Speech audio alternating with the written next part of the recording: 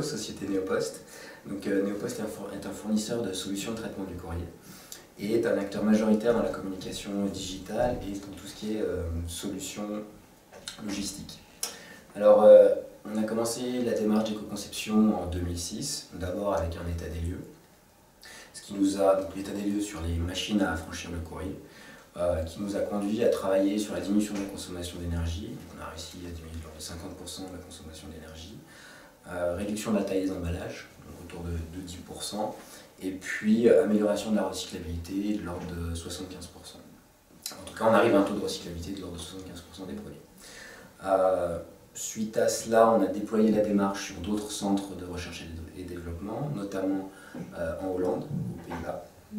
Et à partir de 2011, on a mis en place une stratégie remanufacturing qu'on a déployée de 2011 jusqu'à aujourd'hui. Alors, cette mise en place du remanufacturing, d'abord peut-être rappeler qu'est-ce qu'un produit remanufacturé. Un produit remanufacturé est un produit équivalent à un produit neuf, tant en termes de qualité, d'esthétique et de fonctionnalité.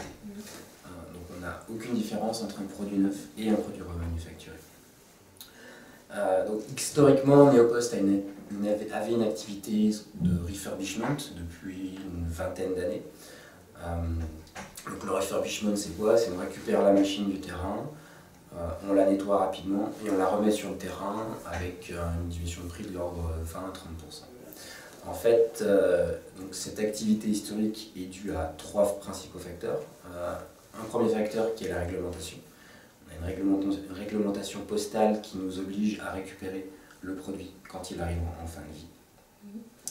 Une deuxième obligation, un deuxième facteur clé qui est notre business model. Aujourd'hui, on est sur un business model de location et de leasing, ce qui permet d'avoir un accès aux clients et un accès direct au flux de carcasses quand elles nous sont retournées. Et un troisième facteur clé qui est l'optimisation industrielle. Donc on avait des flux de retour existants de machines qui arrivent en fin de contrat et qui avaient donc soit encore une valeur résiduelle et qui étaient encore fonctionnelles. Et donc pour optimiser ce potentiel, on faisait ce qu'on appelle du refurbishment, qu'on remettait sur le marché avec une différence de prix par rapport au neuf entre 20 et 30%. Et donc à partir de 2011, on a décidé de faire du remanufacturing, donc en mettant en place des flux de retour de manière systématique entre les sociétés commerciales et notre centre de remanufacturing. Donc on a mis en place le rachat des carcasses, la mise en place des lignes de production et pour une remise sur le marché équivalent à un produit neuf. Donc aucune différence en termes de placement marché. En termes de résultats, donc cette approche remanufacturing a permis de diminuer de l'ordre entre 30 et 40% de l'impact environnemental des produits, notamment grâce à la réduction d'usage des matières premières. Donc ça c'est le premier impact positif. Le deuxième impact positif, c'est que ça nous a permis de diminuer entre 20 et 30% le coût de fabrication d'un produit unitaire, donc un gain économique substantiel. Et le troisième aspect, c'est que ça nous a permis de maintenir une activité industrielle sur le site du LUD dans la Sarthe, en France.